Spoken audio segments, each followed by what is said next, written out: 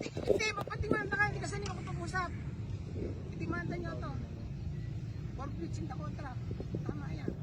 Pasok ka ng pasok mo, tatali mo lang. So we are now going to the police station. And if you will not pull out, then okay, that's your own risk. Okay? Ikaw Michael kasi pasok ka ng pasok sa contract. So, sino naglagay ng police? Ako, Atty. Jose Cruz. Ako yun.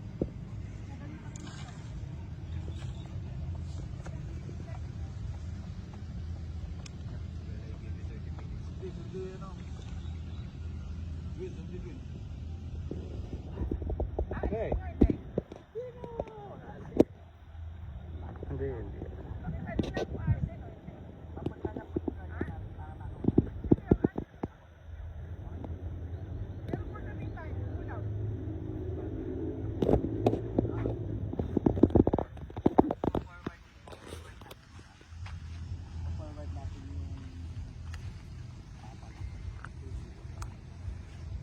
Isa na siya. Sige, pinapukulong ko. Alright. So, sabi niya, pull out na tayo within 30 minutes. Gusto daw natin kakasuhan yung may-ari dahil may papeles na, may pirmahan na, nag-okay yung may-ari. So, sabi ng attorney niya na kasuhan niyo yung may-ari. Sabi niya sa may-ari, pasok ka ng pasok eh. Ginanon niya yung may-ari. So, siya daw yung attorney ng may-ari.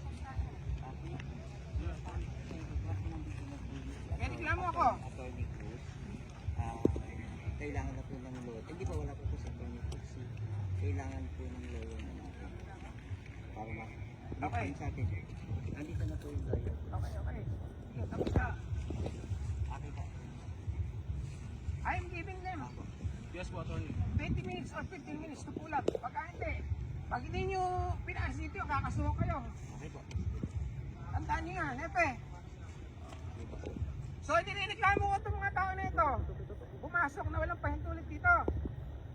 Eh, maliwanag na paglabag sa aming karapatan yan. Ngayon, handito na naman kayo at wala kayong gagawin. Dahil handito na kayo, kami, formal na nagreklamo. Ha? Pinasok ito, walang consent. Kaya, Sir, pag may consent po sir, may papel po sir. walang consent. May Basta papel ngayon.